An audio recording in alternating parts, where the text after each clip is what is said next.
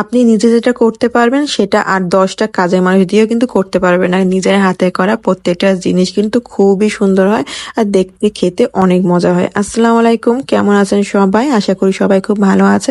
তো গতকাল ভিডিওর পার্ট ছিল 1, তো আজকে নিয়ে আসলাম 2, যেহেতু ভিডিওটা অনেক বড় হয়ে যাচ্ছে। আর বড় হবে না কেন, মানে এত বেশি বেশি রান্না বান্না করছি আর এত বড় ভিডিওগুলো যদি আমি একদিনেই সব দিয়ে ফেলি তো আপনাদের তো অত ধৈর্য নেই যে বসে বসে লং মুভিটা দেখা। কারণ হচ্ছে আমার নিজেরই ধৈর্য নাই, আমি যে কোনো কিছু অত ধৈর্য সহকারে দেখি না। তো এটা থেকেই বুঝতে পারি যে আপনারাও পছন্দ করবেন না, এই জন্য ছোট করে ভিডিও করে নিয়ে আসলাম। নেক্সট আবার এর পার্টগুলো দিব। তো এখানে আমি সব হাতের কাছে যত যত বড় রান্নাগুলো আছে ওইগুলো আমি সব বসাই দিচ্ছি। সবার আগে তো আমি রোস্ট ভাজতে দিয়ে দিলাম, কারণ এটা আস্তে আস্তে ভাজতে হয় আর এটা হতে অনেক সময় লাগে। তারপরে আমি বসাই দিচ্ছি গরু মাংস রান্নাটা। আর আগে থেকে আমার এই বাটা মশলাগুলো করে রাখা, যার কারণে রান্নাটা কিন্তু খুবই তাড়াতাড়ি হয়ে যাবে। আসলে মশলা ঝামেলাটা যদি করা থাকে না তো রান্না ইজি হয়ে যায়, ঠিক না? তো গরুর মাংস আমি যেহেতু ঝাল একদমই কম দেবো, আপনারা জানেন হয়তো আমি প্রচুর ঝাল খাই, আমার বাসার মানুষগুলা, কিন্তু সবাই তো আর একরকম হয় না, আর চায় না, এরা তো একটু ঝাল ঝুল কমই খায়। কিন্তু আমার মনে হয় একটু বেশি খায়, কিন্তু আমার বর বললো যে না, একটু কম করে ঝাল দিয়ে রান্না বান্না করবা, সে অত ঝাল খায় না। তো এই জন্য আর কি ঝালটা আমি খুবই অল্প দিব। আর ঝালের জন্য বেশি মজা হয়, কিন্তু ঝাল অল্প দিলেও কিন্তু মজা হয় যদি মজা করে রান্না বান্না করা যায়। তো গরুর মাংসটা আমি এখানে কষাতে দিয়ে দেব আর তার ফাঁকে আমি বাকি কাজগুলো করে নেব।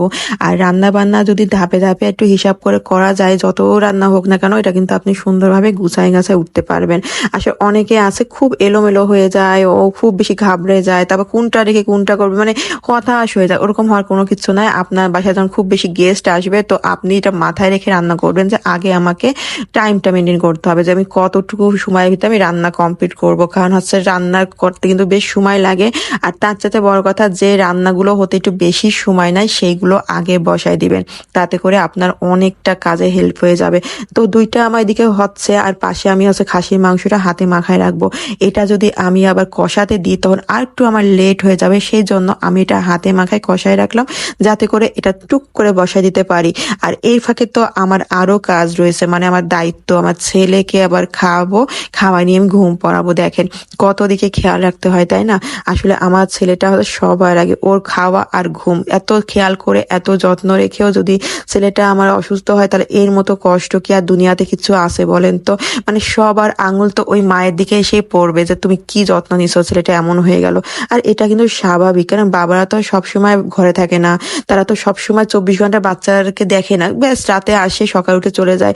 এরকমই তো হয় বাবারা, ওরা তো আর বাচ্চাকে মানুষ করে না, দায়িত্ব পালন করে। আর মা ফুল বাসায় থাকে, বাচ্চাকে ক্যারি করে, সংসার ক্যারি করে, তো বাচ্চাটা সম্পূর্ণ মাকেই দেখে রাখতে হয়। তো দোষ তো মায়ের উপরে আসবে। আসলে আমি এইসবের রাগও করি না, কেউ কিছু বললো আমি তার সাথে তর্ক করি না, কারণ হচ্ছে এগুলো মানে সবারই শুনতে হয় আর এটা মেনে নিতে হবেই, এটা মাথা নত করে মেনে নিতে হবে, কিচ্ছু করার নেই।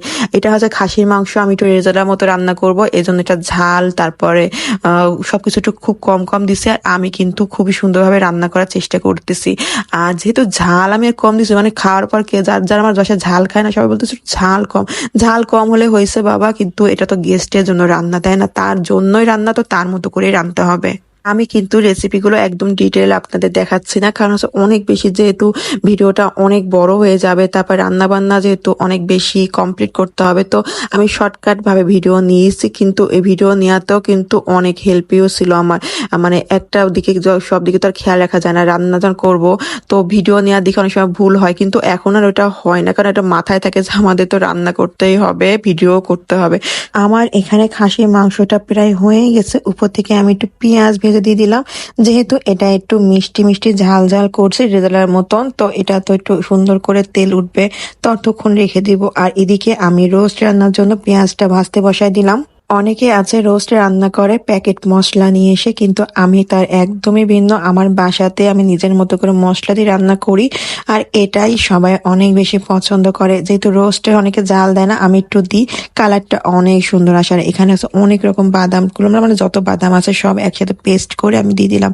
আর রোস্টের কিন্তু মেন মজাই বাদামের পেস্ট আর পোস্ত দানাটা খুব সুন্দরভাবে যদি আপনি দিতে পারেন খুব মজা হয়। দুধটাও কিন্তু খুব সুন্দর করে দিতে হবে।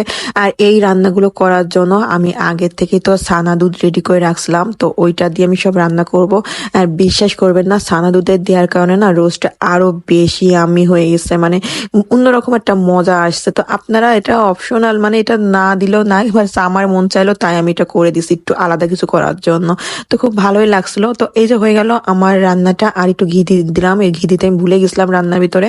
তো পরে আমি এবার এসে দিয়ে দিলাম। তো কেমন লাগলো অবশ্যই বলো, আর নেক্সট কালকে আসবে, তো সবাই দেখার জন্য অপেক্ষা করো। সবাই ভালো থেকো, আল্লাহ হাফেজ।